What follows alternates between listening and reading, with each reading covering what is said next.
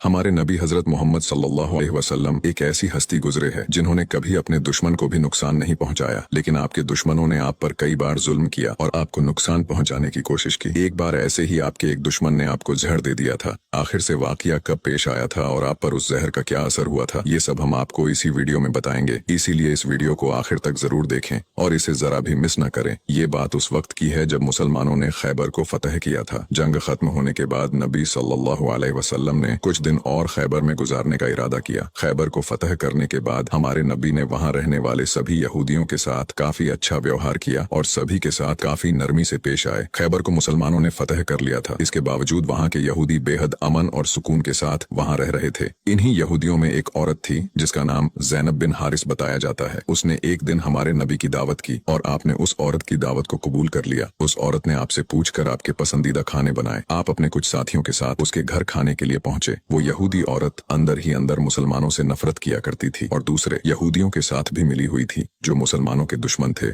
उस औरत ने खाने में पेश होने वाले बकरी के गोश्त में जहर मिला दिया था। जब जहर से भरे उस गोश्त को आपके सामने पेश किया गया और आपने खाने के लिए एक निवाला उठाया और अपने मुंह में रखा तो आप समझ गए कि इसमें जहर मिला हुआ है। आपने तुरंत अपने साथियों को खाना खाने से रोक दिया और कहा कि इसमें जहर मिला हुआ है, लेकिन अफसोस के आपके कुछ साथी उस वक्त तक कुछ गोश्त खा चुके थे जिसकी वजह से उनकी शहादत हो गई। कहा जाता है कि जहर के बारे में हमारे नबी को उस जहर की बोटी ने ही खबरदार किया था। इस वाक़े के बाद उस औरत के साथ साथ उसके सभी साथियों से पूछताछ की गई तो उन्होंने न सिर्फ अपना गुनाह कबूल किया बल्कि ये भी कहा कि हमने आपके साथ ये इसलिए किया क्योंकि हम ये देखना चाहते थे कि आप अल्लाह के सच्चे नबी हैं या नहीं। अगर आप अल्लाह के सच्चे नबी हैं तो इस जहर का आप पर असर नहीं होगा और अगर आप अल्लाह के नबी नहीं हैं तो हमें आपसे छुटकारा मिलेगा। ये बात तो सब जानते हैं कि हमारे नबी ने कभी किसी से बदला नहीं लिया, जबकि आप पर कई बार बहुत जुल्म किया गया जिसके बारे में कोई सोच भी नहीं सकता। लेकिन जब उस जहर की वजह से आपके सहाबा की शहादत हुई थी तो कानून के मुताबिक उस औरत को भी कत्ल कर दिया गया। लेकिन कुछ रिवायतों में आता है कि उस औरत ने खुदकुशी कर ली थी। वही कुछ रिवायतों में कहा जाता है कि उस औरत को माफ कर दिया गया था। इस बारे में कई मुफस्सरीन अपनी अलग अलग राय रखते हैं। एक हदीस में हजरत आयशा फरमाती है कि जब नबी सल्लल्लाहु अलैहि वसल्लम की जिंदगी के आखिरी दिन चल रहे थे और आप बीमार रहा करते थे, उस समय आप कहा करते थे कि खैबर में जो मैंने जहर से मिले हुए गोश्त का टुकड़ा खाया था उसका दर्द मैं आज भी महसूस कर सकता हूँ। ये बात कई किताबों से साबित है कि उस जहर का असर हमारे नबी के आखिरी दिनों में देखा गया था और इसी जहर के असर ने आपकी वफात में एक अहम किरदार अदा दिया था।